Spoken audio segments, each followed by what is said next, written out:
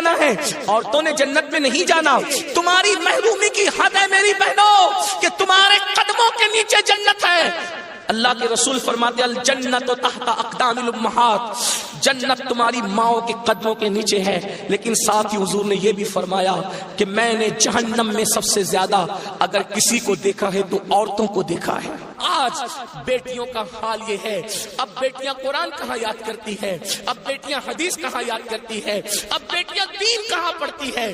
یہ تو گانے سنتی ہے، یہ تو سیریل دیکھتی ہے، یہ تو فلمیں دیکھتی ہے. اللہ اکبر. قوم کی جو بیٹی بالغ ہونے سے پہلے سیریلوں میں بھاگنے اور بھگانے کے مناظر دیکھے گی، قوم کی جو بیٹی جوانی کی دہلیز پر قدم رکھ کر فلموں میں زنا کے مناظر دیکھے گی، پھر وہ گندگی نہیں کرے گی تو کیا کرے گی، وہ جرائم نہیں کرے گی تو کیا کرے گی. اے خاتون جنت کی کنیزوں، جب جب اللہ کے دین کو تم پیٹ کے پیچھے ڈالو گے تمہیں رونے کو مزدور نہیں ملے.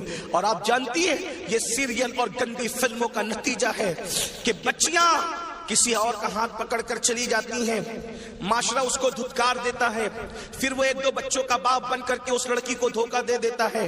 پھر جب وہ لوٹ کر آتی ہے تو نہ ماں باپ قبول کرتے، نہ بھائی قبول کرتے، نہ خاندان قبول کرتا ہے، اور وہ ظالم تو دھوکہ دے ہی چکا ہے. علم کی بات چل رہی ہے، رسول اللہ کی نواسی. جس طرح سے امام حسن کے کان میں، امام حسین کے کان قرآن اگر کسی نے کیا ہے تو وہ سیدہ زینب پاک کی ذات ہے. صرف 7 سال کی عمر میں سیدہ زینب نے حافظ قرآن کیا تھا. آپ قرآن کی حافظہ تھی. اللہ اکبر. آپ کو حیرت نہیں ہونی چاہیے. اللہ اللہ. سیدہ زینب نے صرف 7 سال کی عمر میں قرآن کا حفظ کیا ہے، اور قرآن کی اکثر صورتیں آپ نے اپنی امی سیدہ فاطمہ کے ذریعے سے حفظ کیا ہے. اللہ اکبر. اور قرآن کا سب سے پہلے درس دینے کا کام کوفہ کی سرزمین پر سیدہ زینب نے کیا ہے. یہ رسول اللہ کا خاندان ہے. ام المومنین سیدہ عائشہ صدیقہ وہ خاتون ہے کہ اللہ اکبر عورتوں میں سب سے زیادہ اگر کوئی حدیث روایت کر رہا ہے تو وہ سیدہ عائشہ صدیقہ کی ذات ہے. اور آپ مفتی 4 ملت ہے. اصحاب میں جب کسی مسئلے پر اختلاف ہو جاتا تو لوگ کہتے چلو ام المومنین کی بارگاہ میں ان سے پوچھیں گے. حیرت کی بات ہے مردوں کا علم اختلاف اگر کسی کا قول فیصل کی حیثیت سے ختم کرتا ہے تو اسے ام المومنین سیدہ عائشہ صدیقہ کے نام سے جانا جاتا ہے. یہ علم ہے، یہ عورتوں کے پاس علم ہے. اسی طریقے سے اللہ اکبر امام جعفر صادق کی بہو ہے.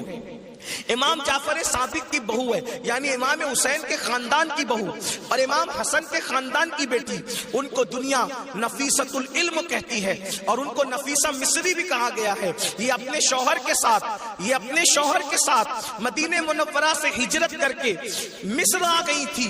اور جب مصر آئی ہے اور امام جعفر صادق کے علم کی خیرات جب بانٹنے کے لیے بیٹھی ہے تو میری بہنوں آپ کو حیرت ہوگی.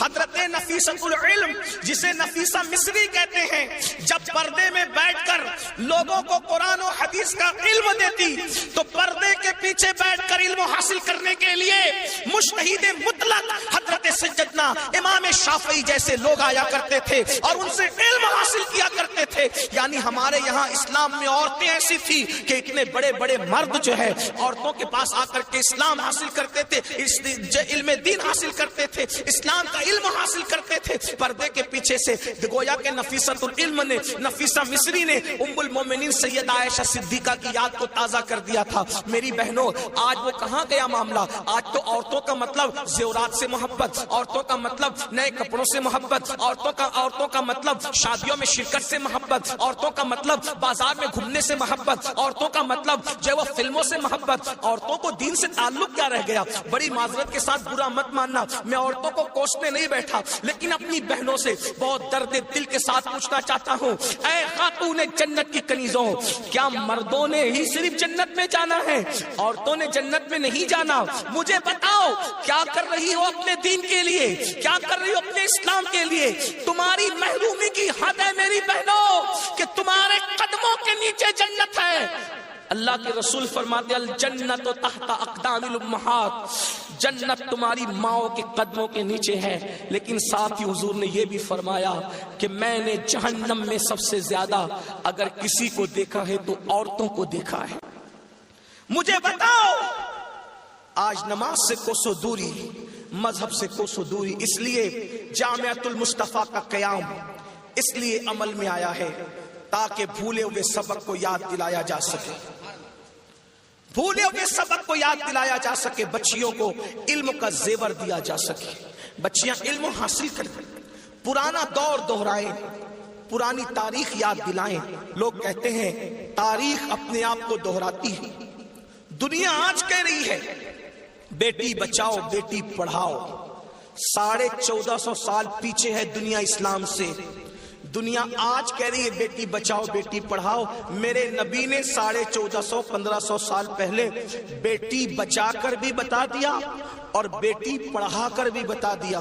اللہ کے رسول نے بیٹی بچایا تو ایسے بچایا کہ بیٹیاں ان کے آنے سے پہلے زندہ دفن ہوتی تھی, مگر ان کے آنے کے بعد بیٹیوں کو دفن نہیں کیا گیا بلکہ بیٹیوں کو ماتھے کا جھومر بنایا گیا.